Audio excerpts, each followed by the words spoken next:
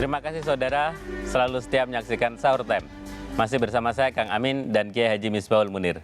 Kali ini kita sudah sampai di sesi Anda bertanya, Kiai menjawab.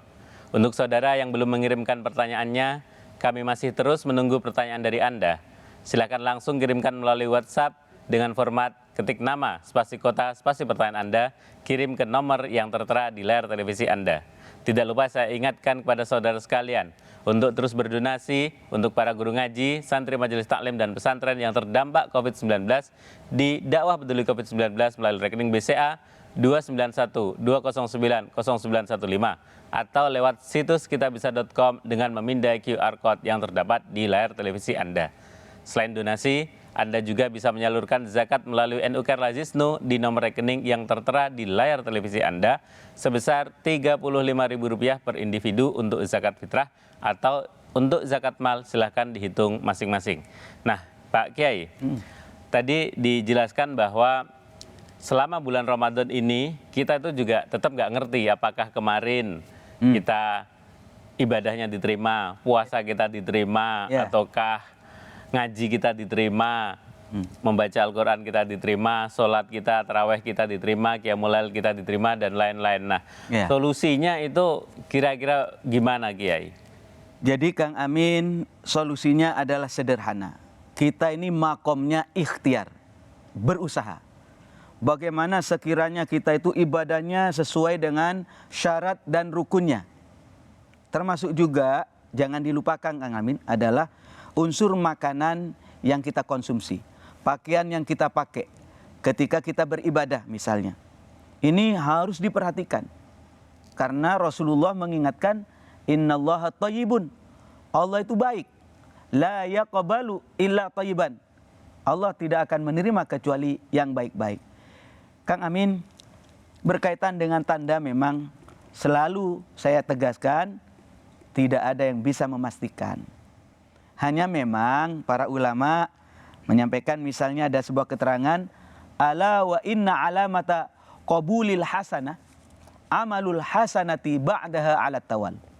Tanda diterimanya puasanya Kang Amin, tarawihnya selama bulan Ramadan, itu adalah lihat amal ibadah setelah bulan puasa, Ramadan. Bulan Ramadan.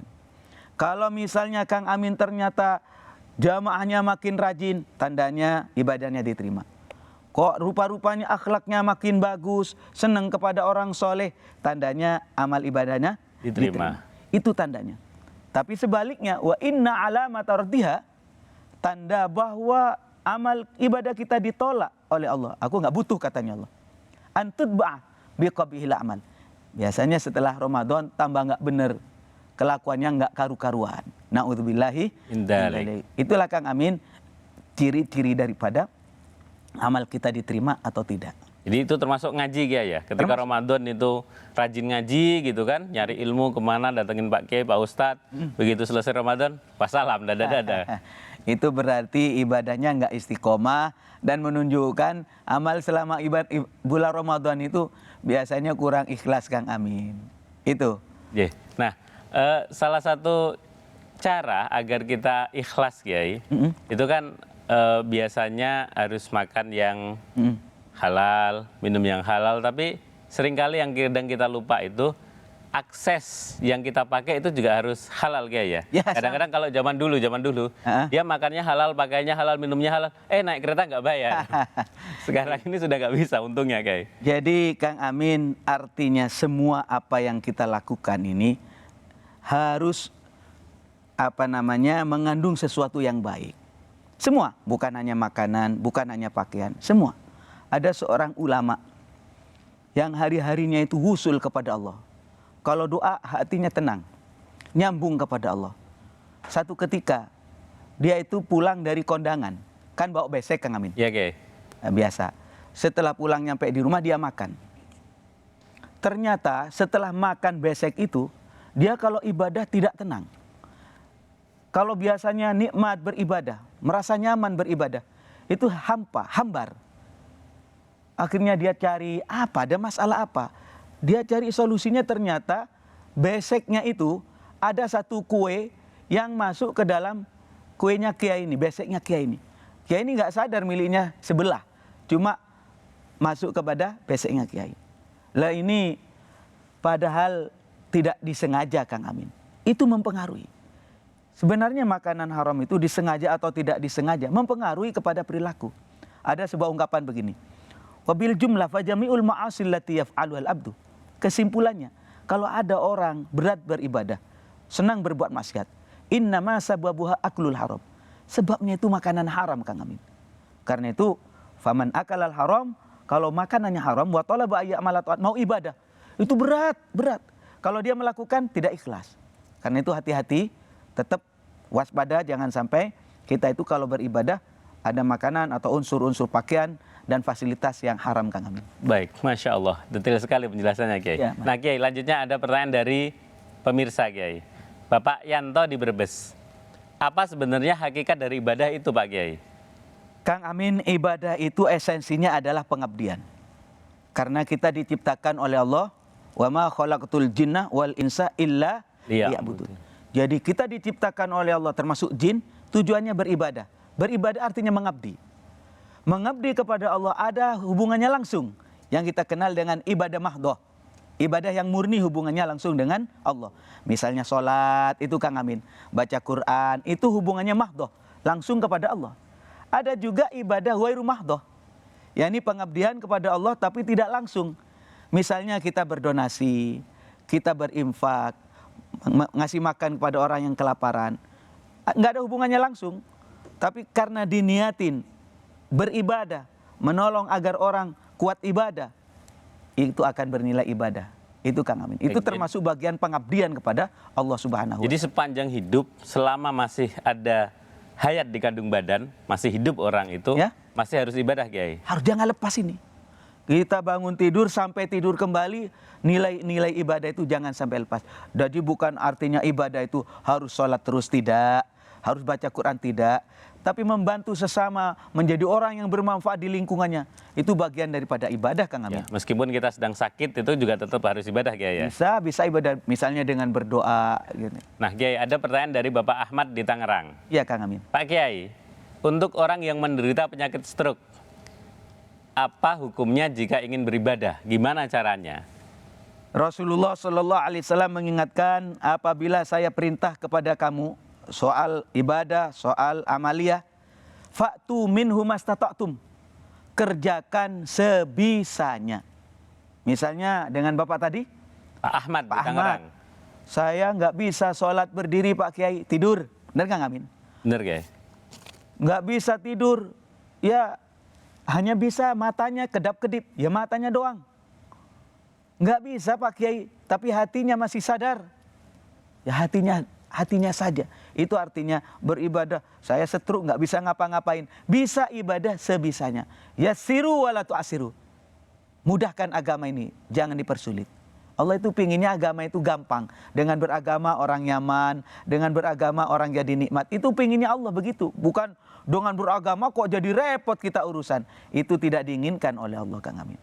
Baik, Kiai. Selanjutnya ada Ibu Lia di Jakarta. Bisakah ibadah yang sunnah itu menyempurnakan ibadah wajib yang belum mampu kita kerjakan? Pertama, saya ingatkan kepada Ibu Lia, tetap dahulukan ibadah wajib. Itu, Kang Amin. Ya, Kiai. Adapun di perjalanan ibadah wajib yang kita lakukan ternyata ada bolong-bolong misalnya. Ada hal-hal yang kita itu kurang sempurna misalnya, Kang Amin. Maka kenapa kita ada yang namanya sunnah? Sunnah ini artinya tambahan, Kang Amin. Ya, Kiai. Jadi tetap fokus kepada yang wajib dan yang sunnah-sunnah. Misalnya kita sholat wajib, zuhur. Setelah zuhur kan ada sholat sunat, 2 rakaat, 4 rakaat, kan Amin. Yang sholat zuhur 2 rakaat dan 4 rakaat ini, nanti misalnya di dalam sholat zuhur yang wajib itu ada bolong-bolong, tidak konsentrasi ketika sholat, itu ditutupi oleh sholat sunat ini, Kang Amin.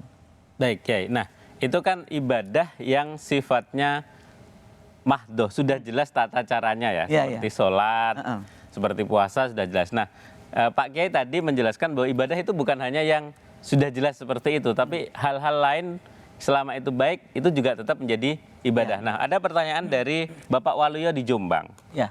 apakah mentaati peraturan yang ditetapkan pemerintah selama masa pandemi COVID-19 ini juga bernilai ibadah, Kiai? Saya mengatakan jelas ada nilai ibadahnya. Karena apa? Karena ikut pemerintah itu ya mengikuti Quran.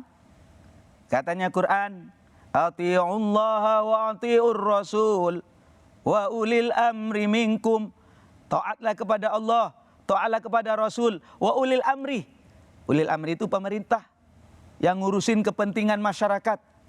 Katanya beliau, jangan berkerumun, ikut. Ada nilai ibadah, Kang Amin. Misalnya, awas, jangan mudik, katanya pemerintah bahaya, ikut. Lah kalau ikut gimana? Selain juga patuh kepada aturan pemerintah, kalau kita tarik ke atas, ternyata juga ada nilai ibadah. Kenapa? Karena diperintah oleh Allah. Nanti kalau kita tidak patuh, Kang Amin, bahaya nanti. Bahayanya apa? Bahayanya bisa melebar kemana-mana. Ya, karena dikhawatirkan kita ini carrier membawa itu virus ya, yang nanti bisa menular ke orang. Akhirnya kita bahaya, orang lain bahkan bahaya bagi kita. Ya, karena itu Rasulullah mengingatkan kan, la dororo wa la diroro. Jangan bikin bahaya, Mas Amin juga jangan bikin bahaya juga kepada saya. Jadi hidup sekiranya menebar kedamaian, kenyamanan, keamanan. Itu Kang Amin. Nah, ya Kiai. Nah, tetapi kan kadang ada orang yang berdalih, Kiai. Ya kita harus berbaik sangka, dia itu kan sehat, tidak apa-apa gitu. Nah, tata cara untuk meletakkan berbaik sangka di dalam hal ini ketika kita mentaati peraturan adalah bagian dari ibadah. Nah, itu gimana? Jadi begini Kang Amin, berbaik sangka itu tetap kita lakukan, tetapi tetap melalui prosedural. Dan kita ini selalu diingatkan, kalau tidak mengerti persoalan, ya fas'alu ahla dzikri, tanya kepada yang ngerti. Saya ini Kang Amin, nggak ngerti urusan dokter. Ya Kiai. Urusan pemerintahan nggak ngerti saya. Tapi kalau katanya dokter, Kiai jangan kemana-mana. Sami'na wa ta'na, saya dengar. Demikian juga katanya pemerintah, Pak Kiai tolong jangan berkerumun. Saya dengar. Saya tahunya bahwasanya ibadah dilakukan mungkin dari Al-Qur'annya, dari hadisnya, dari kitab-kitab para ulama, saya mengerti. Tapi dalam situasi dan kondisi tertentu, saya harus percaya kepada orang yang ahli. Itulah Kang Amin. Jadi jangan sampai kita ngomong, yang penting sudah husnudzon, percayalah sudah kepada Allah, hidup mati apa katanya Allah. Tapi tetap harus ikhtiar. Ikhtiar dan tawakal ya Kiai. Jadi ikhtiar baru tawakal. Ya. Rasulullah kan pernah begitu. Iqil wa tawakkal. Ikat dulu, ikhtiar dulu, baru tawakal, pasrah kepada Allah Subhanahu wa taala. Itu Kang Amin. Baik, terima kasih penjelasannya Kiai. Nah, para pemirsa sekalian, saya mengingatkan kembali bagi saudara yang ingin berdonasi untuk para guru ngaji, santri majelis taklim dan pesantren yang terdampak COVID-19. Bisa didakwah peduli COVID-19 dengan melalui rekening BCA 29120900915 atau bisa melalui situs kitabisa.com dengan memindai QR Code yang terdapat di layar televisi Anda. Selain donasi, Anda juga bisa menyalurkan zakat melalui NU Care Lazisno di nomor rekening yang tertera di layar televisi Anda sebesar Rp35.000 per individu untuk zakat fitrah atau untuk zakat mal dihitung masing-masing. Jangan lupa dan jangan ganti saluran TV Anda karena Sahur Time akan segera kembali.